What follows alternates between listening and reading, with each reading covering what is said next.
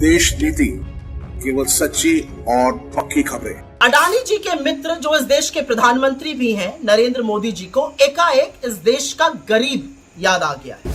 9.5 पौने 10 साल में गरीब नहीं याद आए थे।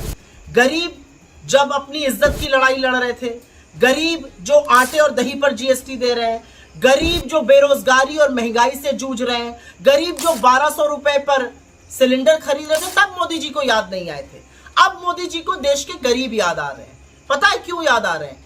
क्योंकि मोदी जी की वादा खिलाफी ये देश देख रहा है।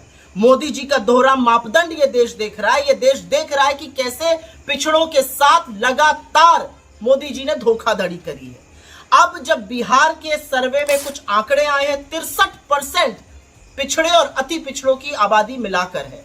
उसमें आप दलितों को ऐड कर दीजिए जो 84% से ज्यादा है। इनका प्रतिनिधित्व क्या है और क्यों इनका प्रतिनिधित्व नहीं मिल रहा है? क्यों मोदी जी जातिगत जनगणना कराने से डरते हैं? क्यों मोदी जी ने महिला आरक्षण में ओबीसी को जगह नहीं दी?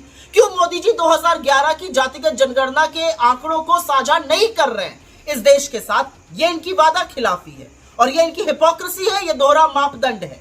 लेकिन असलियत ये है कि मोदी जी ने इस देश को एक वादा किया था, लेकिन इनकी नाक के नीचे इस देश में आर्थिक असमानता बढ़ी है, इस देश में बेरोजगारी बढ़ी है, इस देश में महंगाई बढ़ी है और इस सबका सबसे बड़ा कुप्रभाव देश के गरीबों पर पड़ता है।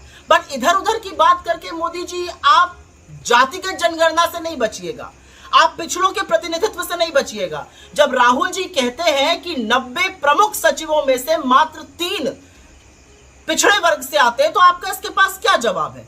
आपके 10 मुख्यमंत्री हैं, एक मुख्यमंत्री पिछड़े वर्ग से आता है और अब उनकी भी रुखसती होने वाली है। महिला मुख्यमंत्री एक भी नहीं है, जो एक थी उनका आप क्या हाल कर रहे हैं ये दुनिया देख रही है। तो मोदी जी आपके गले की फांस बन गई है, हम समझ सकते हैं, लेकिन अब ये मांग थमने वाली नहीं है, अब ये मांग रुकने वाली नहीं है। जितनी आबादी उतना हक देना पड़ेगा।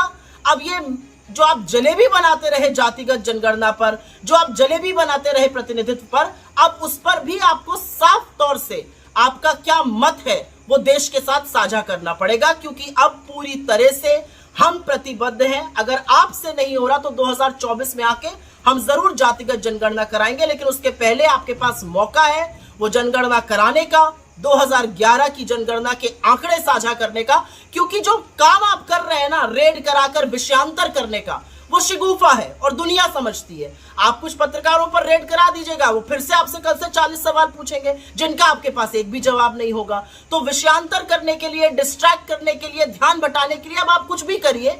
ये देश अब आपके पैतरे समझ चुका है और ये देश जानना चाहता है कि इस देश का चुना हुआ प्रधानमंत्री लगातार बिना पलक झपकाए झूठ क्यों बोलता है और जातिगत जनगणना पर आपका क्या मत है। सुप्रीम कोर्ट पे आप कुछ कहते हैं और उसके बाहर कुछ कहते हैं। अब ये जलेबी चलेगी नहीं। जितनी आबादी उतना हक तो आपको देना पड़ेगा।